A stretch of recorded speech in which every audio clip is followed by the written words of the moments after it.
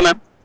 మీరు చూస్తా ఉన్నారు దాదాపు నీట్ ఎగ్జామ్ పేపర్ లీక్ అయిందని చెప్పేసి దాదాపు 20 మంది స్టూడెంట్స్ బలవన కనీసం వాళ్ళ పట్ల సానుభూతి లేకుండా ప్రభుత్వాలు కనీసం మాట్లాడకుండా చర్చలు లేకుండా మాట్లాడుతున్న వాళ్ళను ప్రొటెస్ట్ చేసిన వాళ్ళను యాంటీ నేషనల్ సేనా ఏజెంట్ రకరకాల బిల్లులు ఇస్తారు. ఎట్లా చూస్తారు అసలు ఏం జరుగుతుందంటే దేశంలో ప్రజాస్వామ్యం చచ్చిపోయింది అంటారు. ఎందుకంటే ఒక ప్రొటెస్ట్ కి వాల్యూ లేని దేశంలో ప్రజాస్వామ్యం 100% అది. ఏమడుగుతున్నారు పిల్లలు? లీకులు లేకుండా పరీక్షలు పెట్టమంటున్నారు. అది పోనీ ఒకసారి జరిగితే అర్థం చేసుకోవచ్చు. లాస్ట్ 5 years గా కంటిన్యూస్ గా జరుగుతున్నాయి. లాస్ట్ 4 years లో 3 సార్లు అఫీషియల్ గా బయటపడింది. అన్అఫీషియల్ గా ఎవ్రీ ఇయర్ జరుగుతుంది. సో ఒక లీక్ లేకుండా పరీక్షలు పెట్టలేని ఒక ప్రభుత్వం బహుశా అటువంటి ప్రభుత్వం కాబట్టే వాళ్లకు ప్రజలు ఏమన్నా మాట్లాడితే వినే ఒక కళ్ళు చెవులు కూడా లేకుండా పోయారు. అంటే ప్రభుత్వాలు కళ్ళు చెవులు లేకపోతే ప్రజాస్వామ్యం లేదని అర్థం. కానీ నాకు చాలా ఆసక్తికరంగా అనిపించింది ఏంటంటే ఇంకా పిల్లలందరూ సోషల్ మీడియాలో పడి కొట్టుకుని పోతున్నారు, వీళ్ళకి దేశం పట్టట్లేదు అనుకుంటే ఇక్కడికి వచ్చిన పిల్లలు చూస్తే చాలా సంతోషంగా అనిపిస్తుంది. అంటే ఒక రకంగా మా ఎర్లీ లైఫ్ అంటే మేము కాలేజీలో ఉన్నప్పుడు ఇట్లాగే వచ్చేవాళ్ళం. ఏం సాధించాలంటే డెఫినెట్ గా సాధించాయి. వాళ్ళందరికీ ఉన్న ఎన్నో కొన్ని హక్కులు అప్పుడు చేసిన పోరాటాల వల్లే జరిగాయి. ఇప్పుడు కూడా వీళ్ళ వల్ల మళ్ళీ అటువంటి ఒక మంచి రోజు వస్తుందని నేను నమ్ముతున్నాను. ఎందుకంటే గత కొద్ది సంవత్సరాలుగా దేశంలో ఒక డెమోక్రటిక్ డిస్కోర్స్ అనేది లేకుండా పోయింది. అసలు అది మాట్లాడితే విరుచుకు పట్టము, ట్రోల్ ఆర్మీలు, బూతులు, వాటన్నిటికీ కూడా భయపడకుండా జనం బయటకు వస్తున్నారు కదా. That is so good.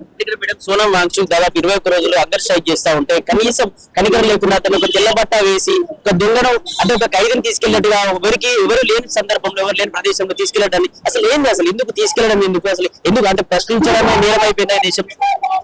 అసలు ప్రస్తుతం ఉన్న ప్రభుత్వానికి మనసు లేదు. ఎందుకంటే ఎప్పుడైనా కూడా సత్యాగ్రహాలకు ఎప్పుడు వాల్యూ ఉంటుందంటే అవతల వాళ్ళకి కూడా మోరల్స్ ఉన్నప్పుడు. ఈ ప్రభుత్వానికి లేదు.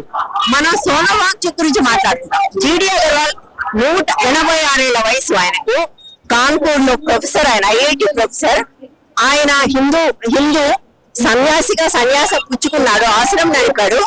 గంగను ప్రక్షాళనం చేయాలి అని ఆయన నిరాహార దీక్షకుడు 86 ఏళ్ల వయసులో కూర్చుంటే 111 రోజులు ఆయన పట్టించుకోలేదు. ఆయన చనిపోయాడు. చివరికి చనిపోయిన తర్వాత శ్రద్ధాంజలి ప్రకటించాడు మోదీ. అంటే అర్థం ఏంటి?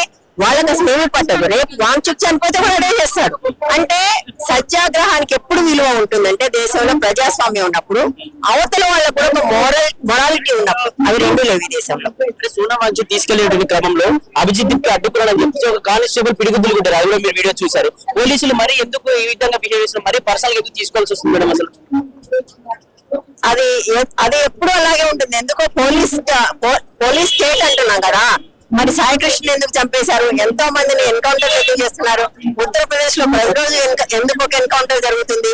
సో పోలీసులు ఎప్పుడు కూడా వాళ్ళు ప్రజల డబ్బులతో పనిచేస్తున్నాం అన్న విషయం మర్చిపోయి వాళ్ళకి జీతం గవర్నమెంట్ ఇస్తుంది కాబట్టి గవర్నమెంట్ కోసం పనిచేయాలనుకుంటున్నారు.